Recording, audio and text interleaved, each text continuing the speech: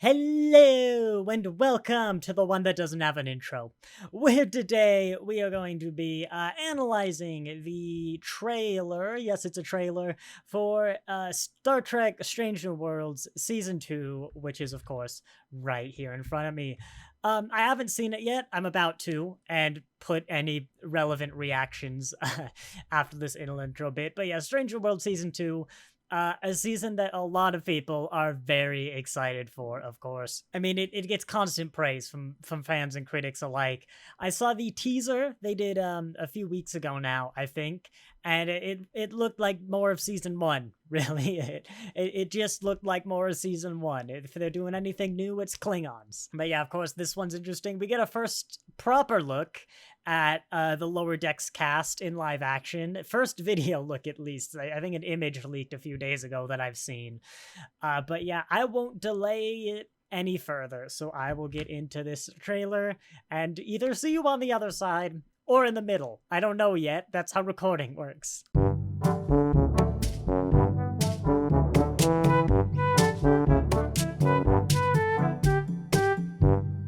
That was better than I thought. Yeah, I think that was better than the teaser. Is it time for the hot takes? Everyone who was messed up, here we go, let's switch here. Everyone who was scared off earlier is already gone. My opinions on Strange New Worlds are very well documented on this channel. I liked watching it. I very much enjoyed watching Strange New Worlds. But I'm very harsh on Strange New Worlds, which isn't to say I don't think it's bad, not at all.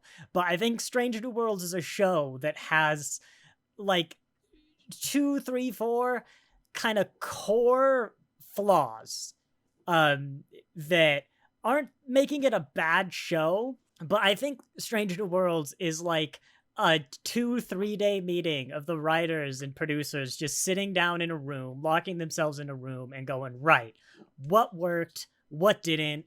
How do we make season 2 even better than season 1? And my fear has always been that because Stranger World has gotten nothing but praise, they won't do that. They'll just go, okay, let's do that again.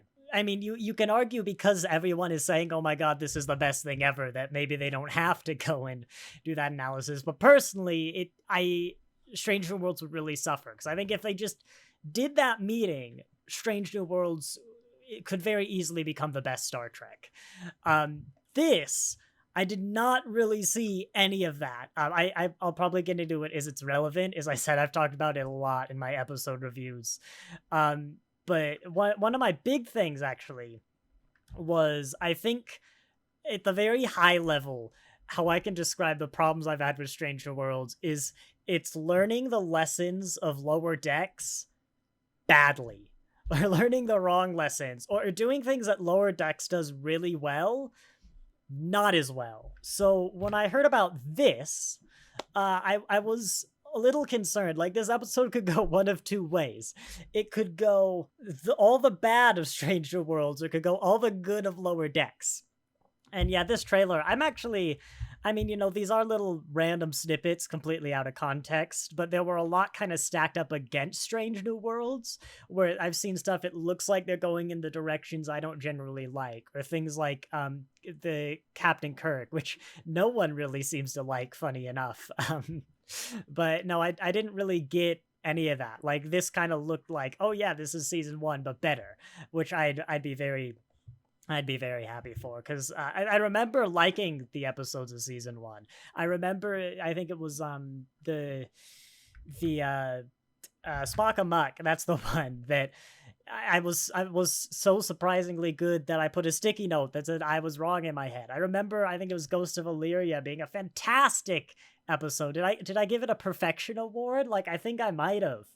I don't hand those out lightly, but kind of those flaws that are more, because they're more at the core, they're kind of what I remembered looking back at Strange New Worlds, and the things that to me turned Pike from like one of the best captains ever in Discovery into someone I think is horrifically reckless and ill-suited for the job by the end of season 2. There we go, hot take. But yeah, let's get in. Oh, that is not the right thing. There we go. Let's get into the trailer and ignore my disembodied arm. We'll go as I tend to like to do, just kind of chronologically.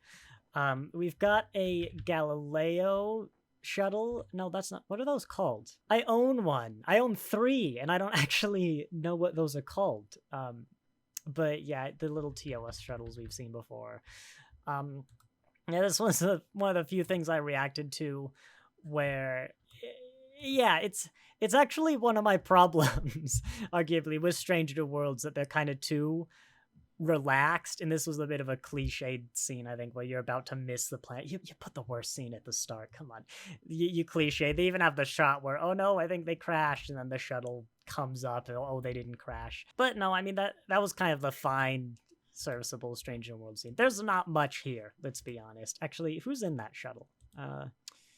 Thank you for that awful picture of the shuttle crew. I think it's Ortega's the doctor, and welcome to forgetting everyone's name because it's been a year, Leon. And I know, yes, that's Ortega's. I am also genuinely curious how often this came up in the Klingon War. Like, I don't know. It seems pretty niche. All right, let's get on to the positive. I'll say I mean, Stranger Worlds, there were some beautiful shots in here, and the music was really good. There were actually, I forgot to mention this, is like a general point. There were a lot of really good kind of Star Trek-y speeches and motifs, just kind of vibes from this trailer, which was very nice to see. I hope they can definitely implement those satisfactorily. But yeah, season 1, I would critique for, they had what I call the Mandalorian rooms, where instead of green screens, they have the big monitors and stuff on like the walls and ceilings, and so the actors can see what's going on. And what that allows you to do from a production standpoint is have huge set pieces, like huge rooms that you could never have before because you'd have to build a set. And in practice, I kind of see it as the producers playing with their toys, like not just Strange New Worlds, but we get a lot of rooms that are unnecessarily cavernous and like infinitely huge, which can kind of detract from the times where you actually need that. And I think that the times I saw where you had those infinite chasm rooms, at least in this trailer, were very well done. But yeah, beautiful. I mean, here we go, season 3 Nebula already for my little thumbnails. Yeah, here's the scene. Let me mute that. It really caught my eye. Like, I know that's not the Mandalorian room, but this beautiful wide open space with these alien looking trees, gorgeous lighting. I mean, the Enterprise, I don't think you can fly the Enterprise through an atmosphere. No, you can. They did it in All Our Tomorrows or Yesterday or something, one of the TOS episodes. Going forward, yeah, we know there's an episode where they go to, it looks like the past. I'm kind of getting 20th century, like 60s civil rights kind of vibes. Actually, yeah, 1960s would make sense for Strange New Worlds to go back to as kind of like a meta thing. But I'm kind of getting that sort of 1960s, maybe just from the suits and stuff. Somewhere in the, I'm getting kind of American South or maybe American East. I might be a bit biased. I don't know. They're not areas of the world I know too well, but for some reason that is the vibe I'm getting. A kind of historical time travel episode. Interesting. I'd love to see what we're doing. We know Kirk is in this one from, I think, the teaser as well. And I don't know if there's going to be any references in the background. Yeah, I don't recognize the signs or anything. Oh, is this the Enterprise just flying over this random American village? This looks like someone in Starfleet, given this, like, they've got their little coat on. And in fact, there you go. You can see a little random red shirt in the background, also in the Starfleet uniform. Oh, it's not the Enterprise. We get that answered. So yeah, some kind of aliens messing with the past episode. I'm liking these shots. I mean, I suppose it might not be the past because we've got this like Starfleet medical symbol right here. That kind of feels like maybe a TOS Argo equivalent. Ignore the beeping. It happens every day. I have no idea what it is, but something in the room beeps. Yeah, that might just be like a normal Earth car though. But I mean, it would also be very Strange New Worlds By which I mean very TOS, to have an episode where you literally go to like they might even make it a parallel Earth. I don't know if that would fly today, but like it's an alien planet with aliens on it, but it also happens to look exactly like humans in 1960s America. That could be kind of fun. And then you could kind of do a story like what happens if aliens visit 1960s America without actually ruining the chronology and stuff. I'm trying to analyze this scene now because it's got Kirk in it, which I don't know how big a part of season 2 he is, but it and we know he's in the modern day one, and this looks kind of like it could be modern day. I mean, look at these door handles, look at these alarms, these kind of buildings, but then you got this big bridge over there, which could be like a futuristic construction that you'd make in the modern day. Maybe it's famous. I mean, if it's real, it looks like it should be famous.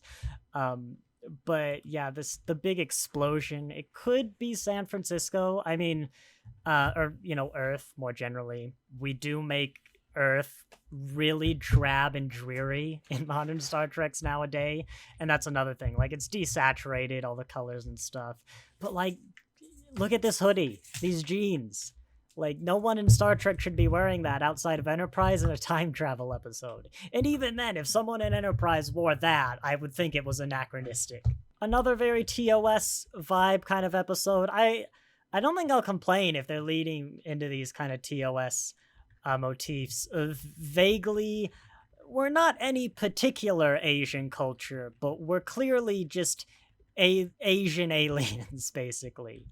Like, I don't know, I get that general, like, Siberia, Mongol, upper Middle Asia kind of vibe.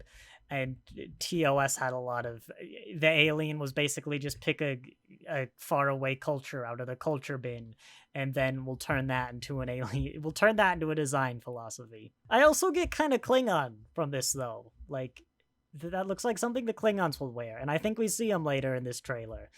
But that's probably coincidence.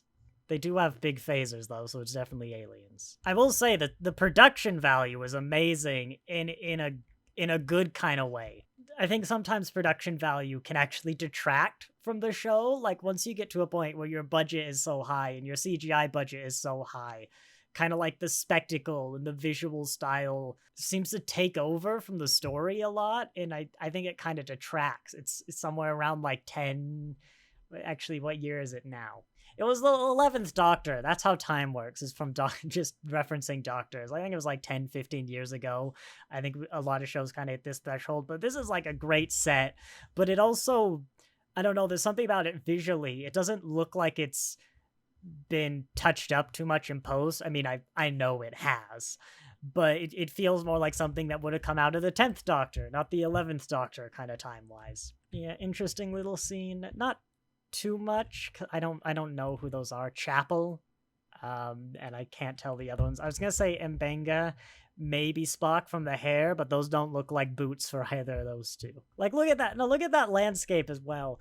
The landscape and stuff is amazing in this trailer. Like, I think the CGI team, did they take my note to heart that they were really bad last season? There was not like quality wise, but there was a huge disconnect between what the script and actors were saying and what was actually happening with what the CGI team then rendered. It's almost like they had to start work too early and the scripts changed, so they showed something that wasn't what everyone was saying. But right now I'm loving what I'm seeing.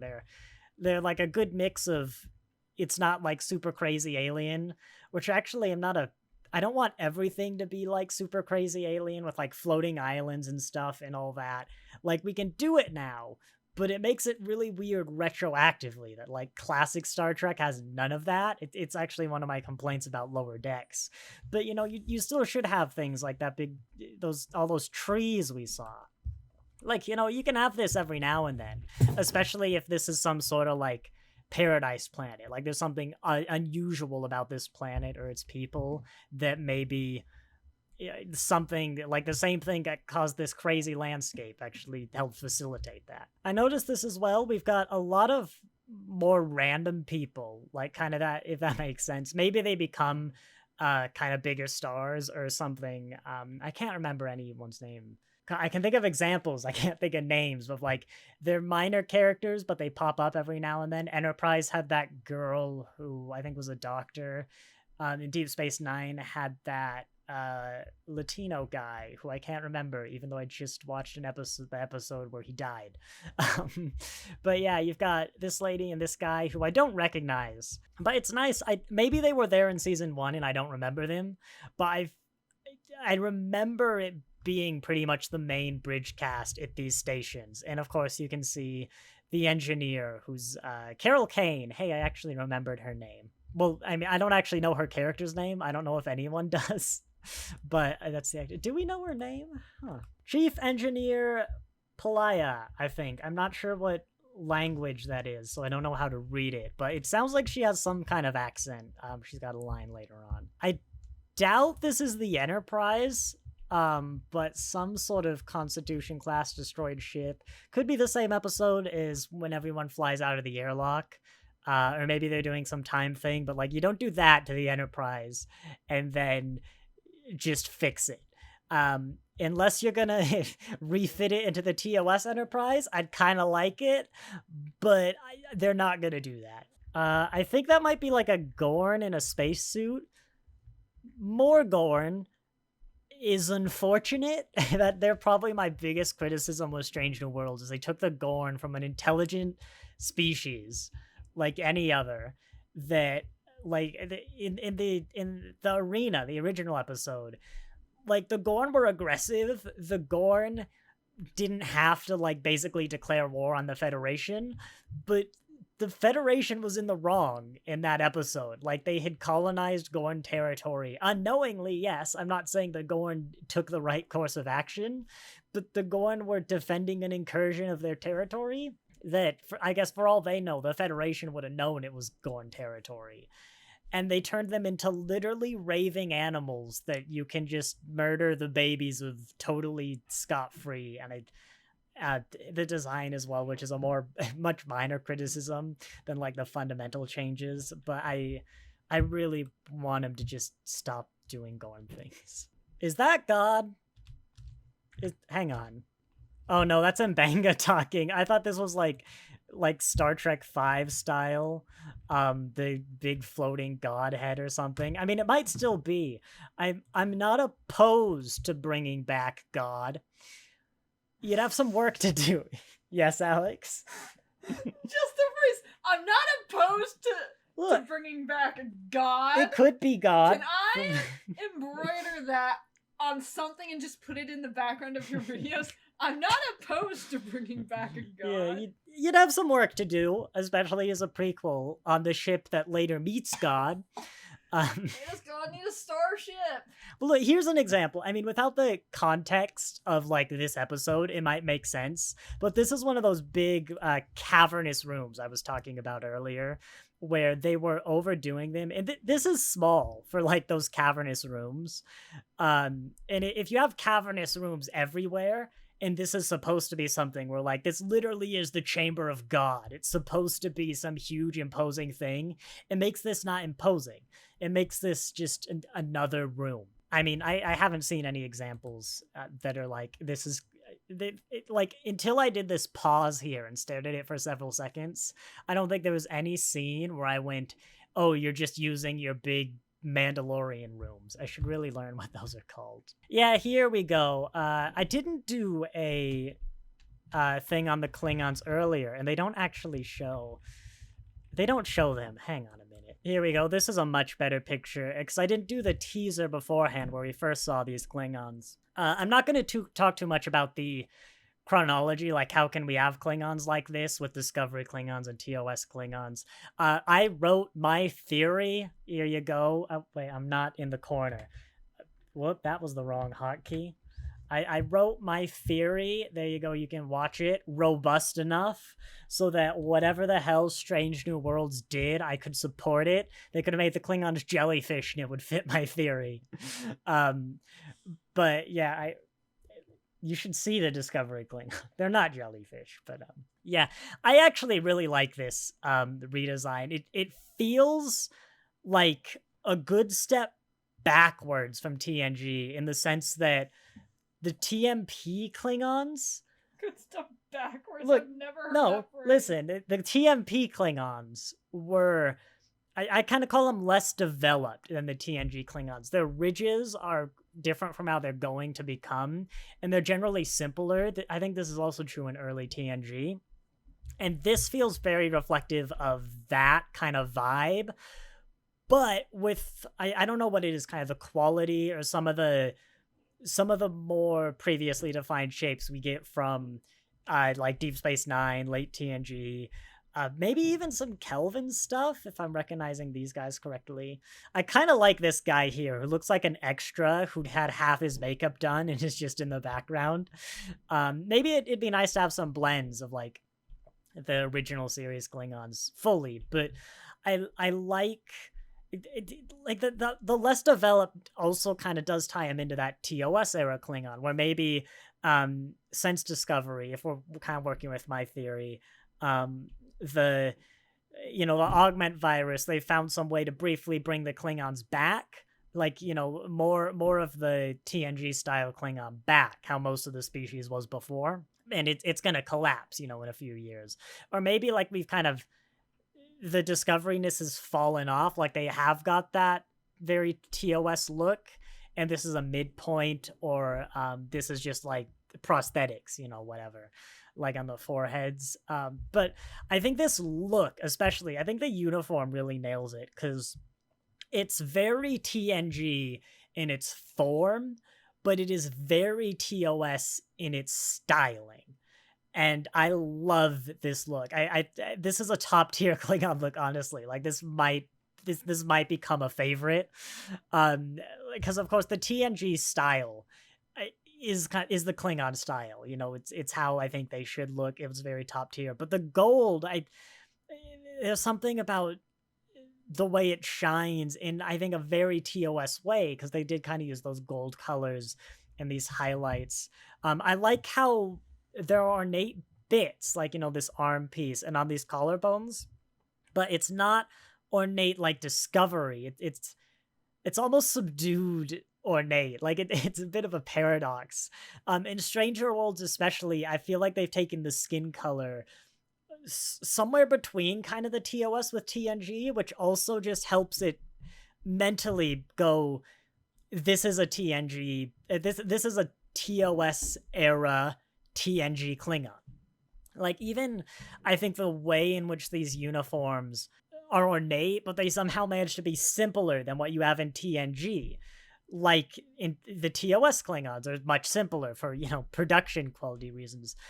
I adore this Klingon design. Like, well done. If Discovery had done this, like, I wouldn't have really complained. Like, yes, there would have been the initial complaint that, oh, your augment virus is ruined, but the theory is a lot easier to make if this is what your Klingons look like from the backlog. So it would have been, it's an amazing Klingon design. And honestly, if like the 25th century stuff kind of continues with this, I wouldn't want it to be exactly this. That would be weird, but I wouldn't really complain. Like, this is fantastic.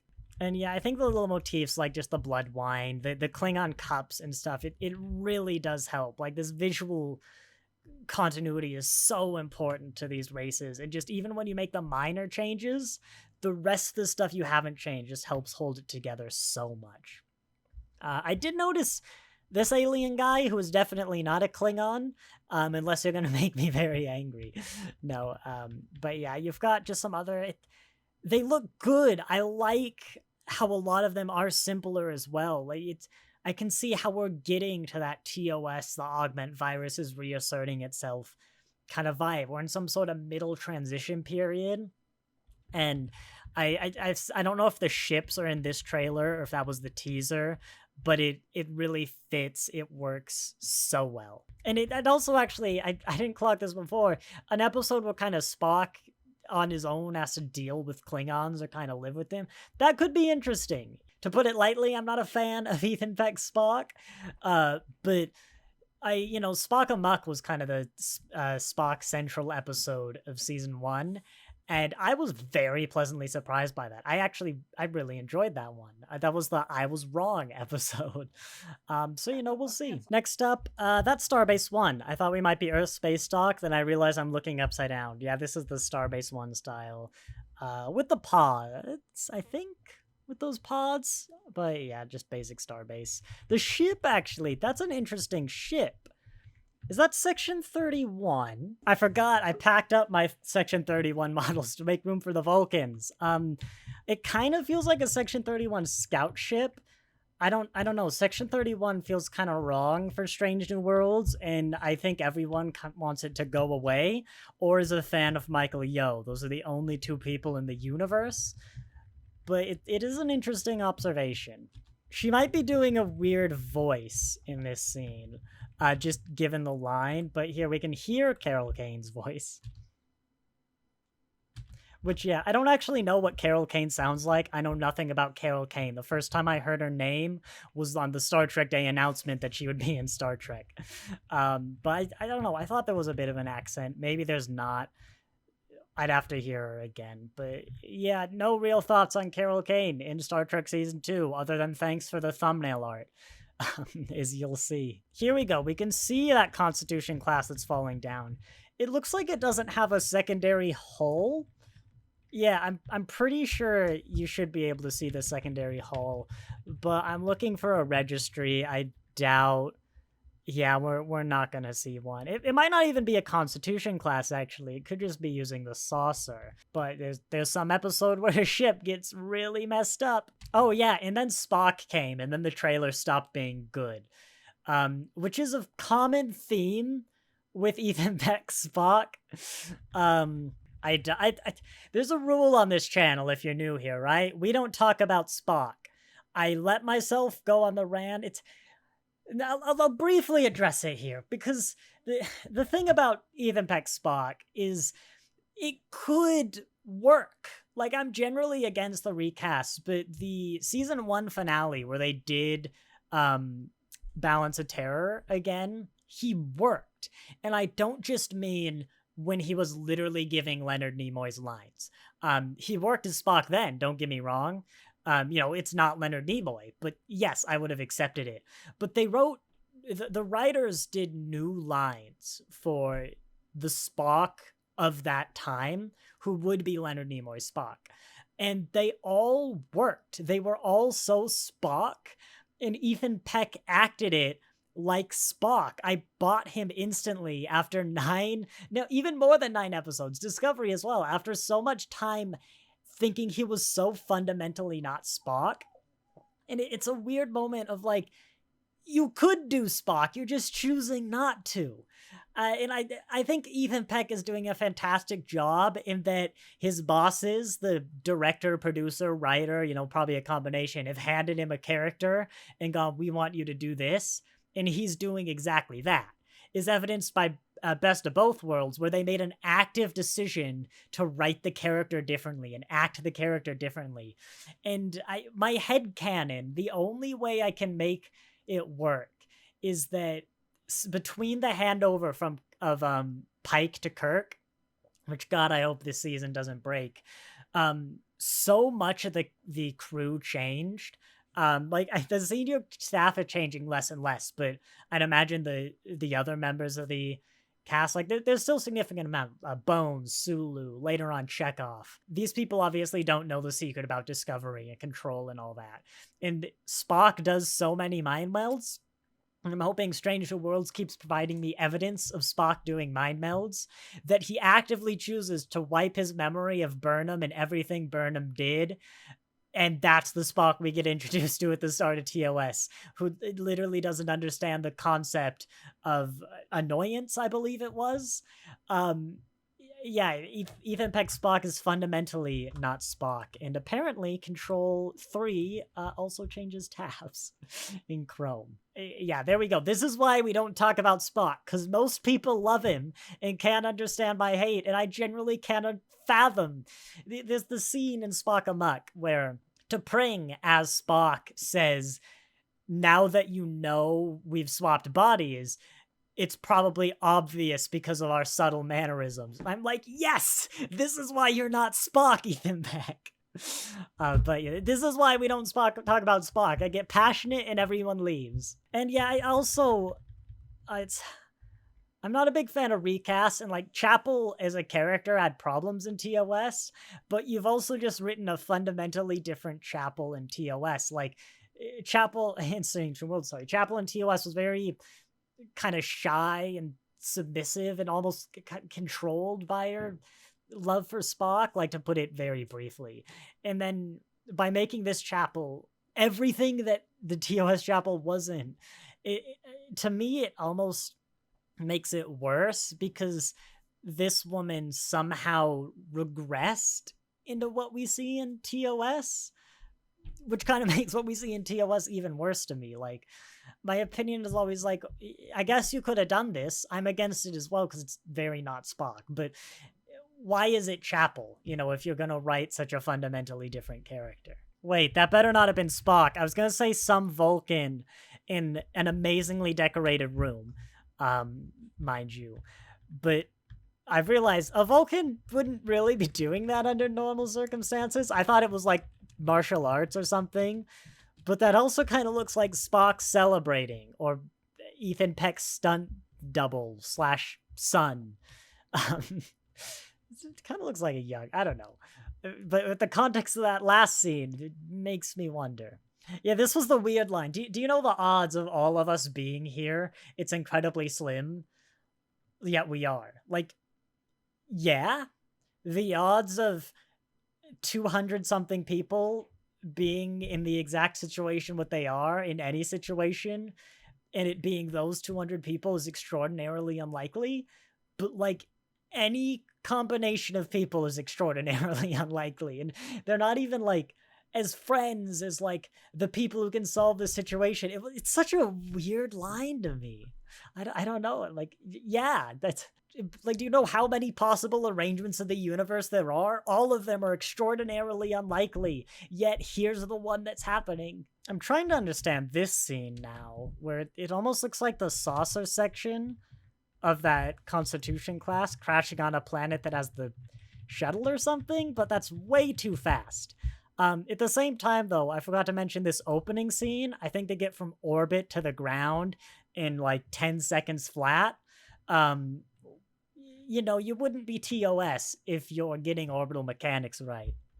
Let's be frank, you wouldn't really be Star Trek either. But yeah, I think in real life it takes about 12 minutes for a rocket to get from ground to space. Obviously, it doesn't have to do that with like a shuttle pod. It should take some time given the speeds they're traveling, but they can go more direct. And falling's gonna be a bit faster, but it still takes, like, this is a free fall. It takes several minutes to free fall from space. There we go. So yeah, this new character, why am I in Arabic for some reason? This new character, I don't know if she's got one episode or is like a main character. She does look very Una.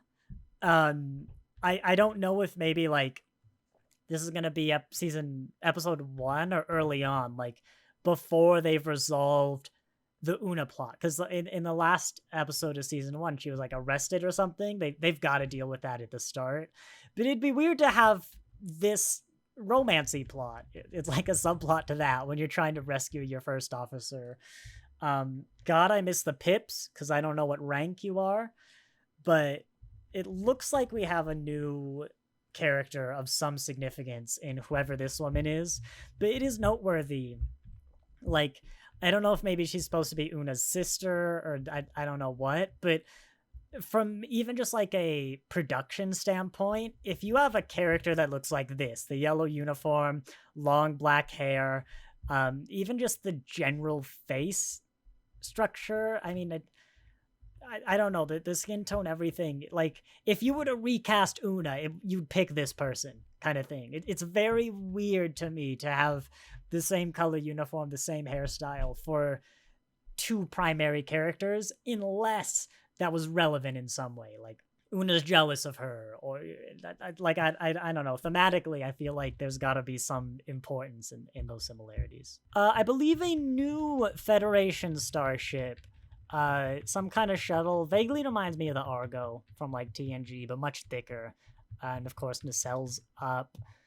Maybe some sort of troop deployment ship, which seems almost like Starfleet troop deployment ship in this era.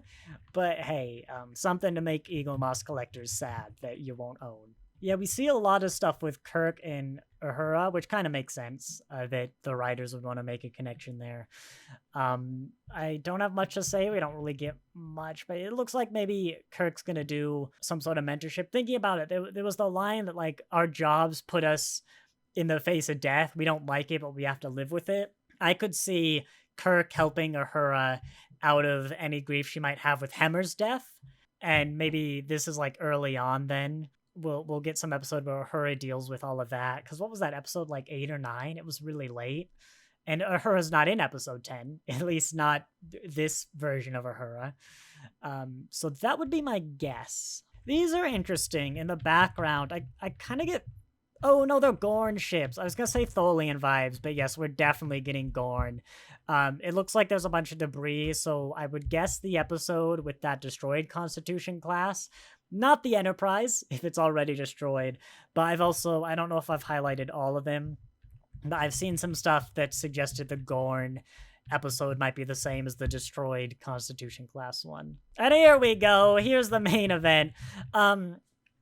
Before seeing them in the trailer, I was actually kind of concerned. I thought it was a mistake to do the crossover in Stranger Worlds, and I was really trying to understand why, because it feels so much easier to do the animated one. And like, yeah, the Lower Decks people would have to create all the characters and stuff, which takes effort, but the production people would have to make the Lower Decks uniforms. And you know, you'd have to get all the hair up and makeup, and the animation team has to make random one-off characters anyway. Like, I feel like you could have done it animated. There's no reason you couldn't. I was like, maybe it was the bias against animation. It's never as popular. Maybe they think Stranger Worlds is more popular and they're trying to push people into Lower Decks. But I can make just as many arguments for the opposite. And I was worried of giving them kind of like a canonical, this is what they look like. Like Boimler, when I saw the pictures, that's not what Boimler's hair looks like. Like, where's the floosh he has? Where's the flip? Like, the shade of purple is too dark. You know, but seeing it, I felt a lot better, at least with these two as well. Like, I'd seen Tony Newsom, I don't remember. I'd seen her because she hosts the Star Trek Day stuff, and my reaction was always like, whoa, wait, you sound like Mariner. Like, you know, because obviously I didn't know what she looked like, and it was always kind of off-putting, but I think it works here. Yeah, I don't think you heard that, but I like what I see. I am liking what I'm seeing, and hopefully they really can capture a good mix of the shows. I know there's a section of the episode that is animated, presumably taking place in the 24th century, because yeah, you don't want to build Cerritos sets. I think they've ported the uniform over nicely. The comm badge does look kind of weird with the black outline in the real world, but you've given something for cosplayers to reference. Boimler actually looks old, like in live action. He looks a lot older than I would have thought. Maybe he is, like, the actor's much older than Boimler, and it doesn't matter because it was animated. Mariner kind of looks about right. But yeah, that is an interesting note. I wonder if their heights are correct, though. Oh my god, come on. Look, Boimler's crouched in this one, Mariner's crouched in that one. Someone, please. Like, I want this shot. Here we go. Yeah, Boimler and Mariner are pretty much the same height.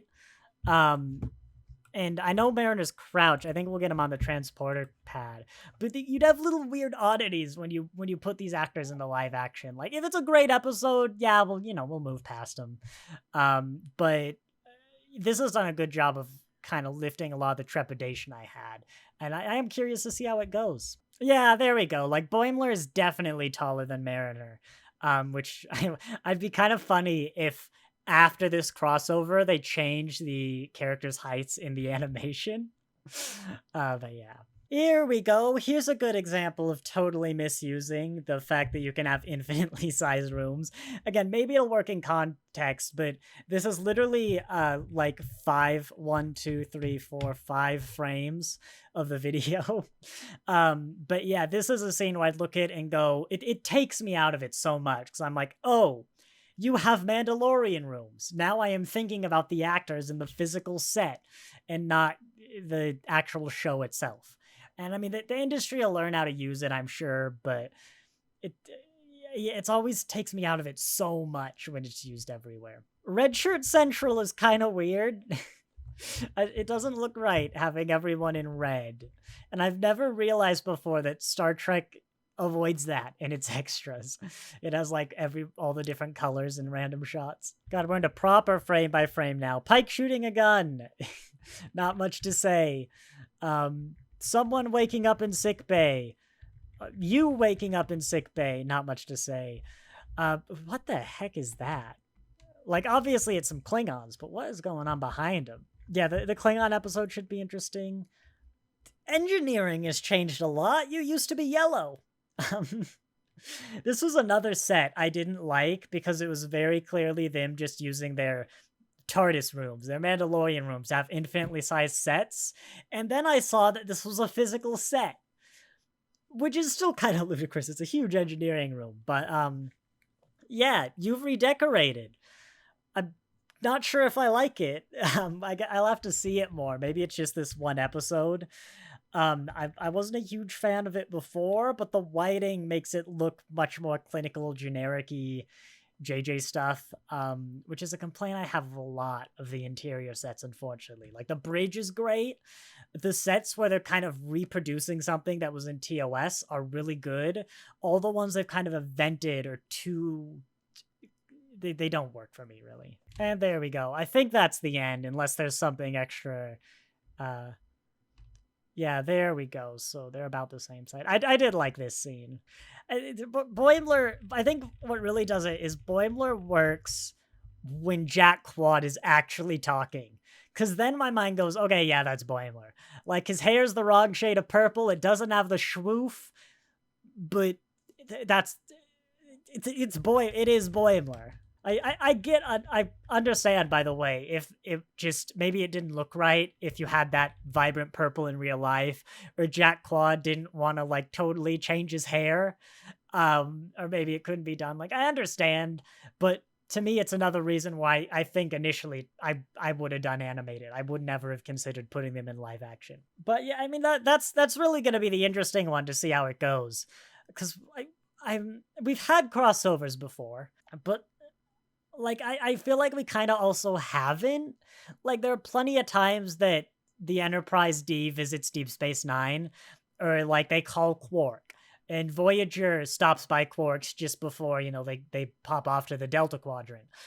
But that was always kind of more like, go watch Deep Space Nine. Hey, it exists. It was never really like, hey, the Lower Decks crew and the Pike, the Stranger Worlds crew are going to go on a mission together, which like this is. You have Pike and was that Leon going maybe to the Cerritos?